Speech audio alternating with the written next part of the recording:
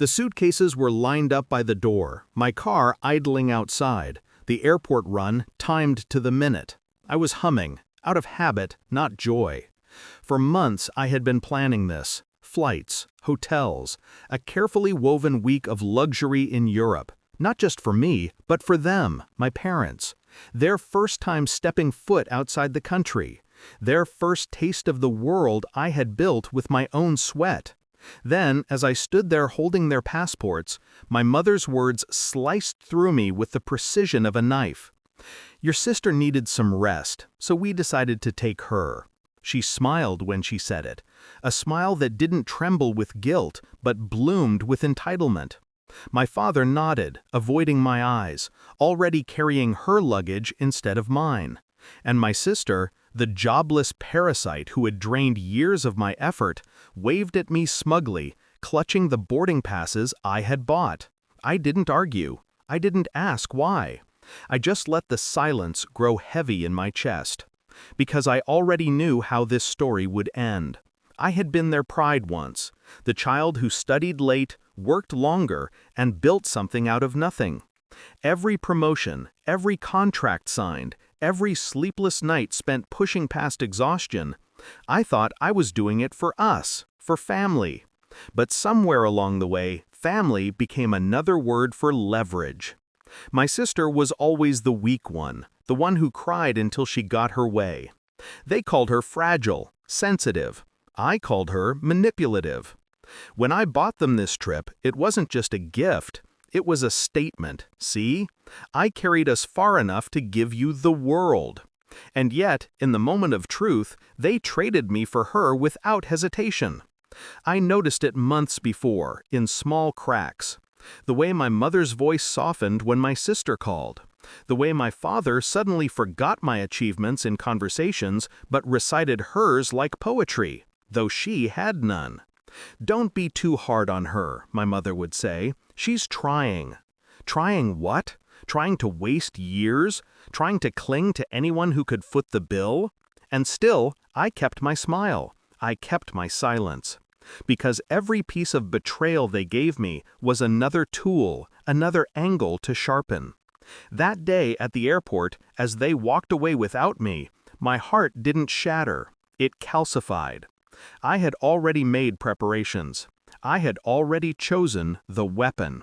They thought they were walking into Europe with my money. What they didn't know was they were walking into my theater. Because in every booking confirmation, every itinerary, every line of fine print, I had been careful. So very careful. The flights were real. The hotel was real. The 5-star resort in the heart of Europe? Real. I spared no expense on the appearance. But here was the difference. The rooms were booked under my name. The credit card tied to every reservation was mine. The luxury was accessible only as long as I allowed it. Their boarding passes? Yes, I let them fly. I wanted them to. I wanted them to taste Europe, to smell it, to feel the cobblestones under their shoes, to take photos believing they had finally arrived. And then, I wanted it all to collapse. The first day went smoothly. I made sure of it. They checked in, marveled at the suite, swam in the heated pool, posted pictures for the world to see. Look how loved we are. Look what our child gave us. But on the second day, when the hotel staff knocked on their door at midnight with a bill my sister couldn't pay, confusion set in. Their keys stopped working. Their luggage was locked in storage. By the third day, the tours were canceled. Their names weren't on the lists. The restaurants denied their reservations. And by the fourth, when the front desk informed them their stay was terminated, reality landed heavier than any plane. My phone buzzed, missed calls, voicemails, desperate messages piling up. Why are our cards being declined? They're saying the bookings were canceled. What is happening? We're stranded here. I answered once, just once, enough to let them hear the steadiness in my voice. You said my sister needed the rest. You were right. She can rest on the street benches of Europe. As for you, enjoy the trip. It's exactly what you chose."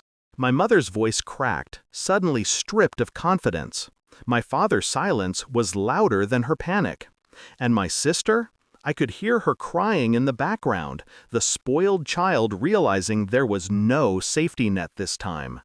I hung up before they could finish. They came back a week later, exhausted, humiliated, silent. They didn't speak of Europe again. The photos they posted were deleted. The story they told friends was vague, full of holes. But I knew. And more importantly, they knew. Betrayal had a price, and I made sure they paid it in full. Now, when I think of that trip, I don't picture their laughter or their betrayal. I picture the silence at the airport when they saw me waiting to pick them up again, just as planned. Only this time, they didn't smile. This time, they looked.